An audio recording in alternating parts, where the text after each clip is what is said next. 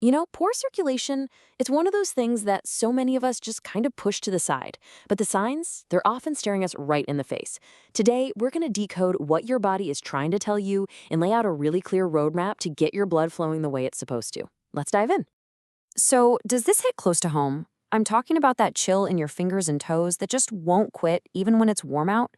Or what about that annoying cramp in your legs after just a little bit of walking? These aren't just little quirks to ignore. They're actually your body's early warning system, and it's so important that we learn how to listen to it. So, let's picture this. Your circulatory system is basically the body's superhighway, right? It's this incredible delivery service, zooming oxygen and nutrients to every last cell, and then hauling away all the waste products. When that highway is wide open and clear, everything just works. But what happens when you get a major traffic jam? Well, that traffic jam, that's where we're headed first. We're going to talk about the warning signs. Your body is an amazing communicator, and it's always sending out signals when something isn't quite right. So let's learn how to speak its language. Okay, so when you look at these red flags, you start to see how they're all pieces of the same puzzle, right? Cold hands and feet, well, that makes sense. It means warm blood is having a hard time getting all the way to the ends of your limbs. That pins and needles feeling, total classic sign of restricted flow. And swelling happens when fluid gets stuck because your circulation is too slow to move it along. That cramping pain when you walk, it actually has a name, claudication. And that's a direct SOS from your muscles saying, hey, I'm not getting enough oxygen here.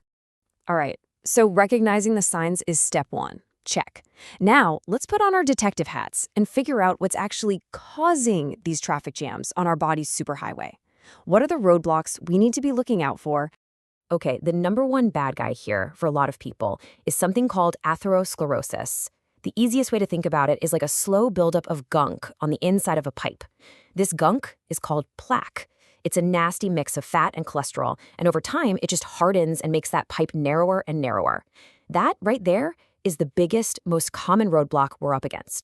But, atherosclerosis usually has partners in crime. Things like diabetes can really mess up the delicate lining of your blood vessels. High blood pressure puts them under constant stress, making them weaker. A sedentary lifestyle is another huge one, because when we just sit around, we miss out on this amazing muscle pump effect in our legs that literally helps squeeze blood back up to our heart. And then, of course, there's smoking.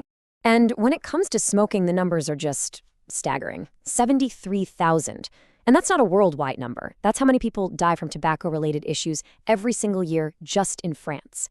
A huge chunk of those deaths are directly linked to the damage it does to the cardiovascular system. It's just a devastatingly clear picture of how toxic it really is for our circulation. And this slide just lays it all out, crystal clear. Look at the left side. That's what smoking does. The chemicals literally damage and inflame the walls of your arteries. It makes your blood stickier, which can lead to dangerous clots, and the carbon monoxide actually kicks oxygen out of your red blood cells. Now look at the right. That's a healthy system. Flexible, clear, efficient. The difference is just night and day. Okay, enough of the doom and gloom, right? We've talked about the problems, we know the causes. Now for the best part, the action plan. This is all about simple, really powerful steps you can start taking right now to boost your flow and start clearing those roadblocks. We're going to break this down into 3 simple, super powerful pillars. That's it. Number 1, move more. Number 2, eat smart. And number 3, make healthy swaps. The best part is, you don't have to tackle everything at once. Just focusing on small, consistent steps in these 3 areas can make an absolutely massive difference. Let's kick things off with moving more. And seriously, you can do this first one with me right now, wherever you are. They're called ankle pumps. Just try it. Point your toes away from you, then flex them back towards you. Feel that little squeeze in your calf? You're basically activating a second heart in your lower legs, actively pumping that old blood back up towards your chest.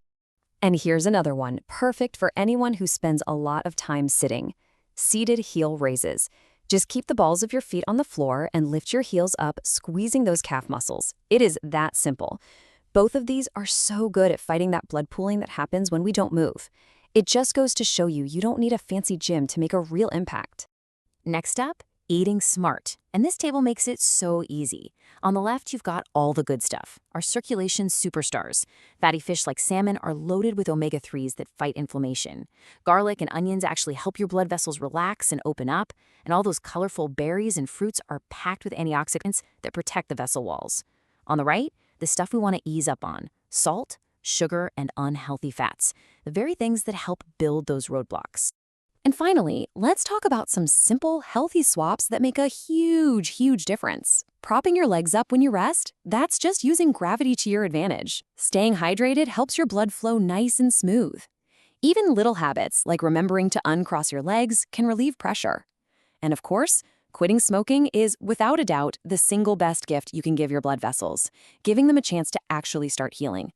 Every one of these small changes adds up to a huge win. Okay, so these lifestyle changes are amazing. They're incredibly powerful.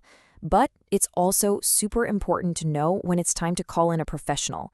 Sometimes you need an expert to help clear that traffic jam for good. If your symptoms just aren't letting up, don't worry. A doctor has a whole toolkit to help. This could be something as simple as properly fitted compression stockings that give your legs a helpful squeeze. It could be medications like statins to lower cholesterol or blood thinners to prevent clots. And for bigger blockages, there are incredible procedures like angioplasty, where they use a tiny balloon to open up an artery. The main thing to remember is that you don't have to just suffer through it. There are really effective treatments out there. So we've covered a ton of ground here, from the warning signs all the way to a real action plan.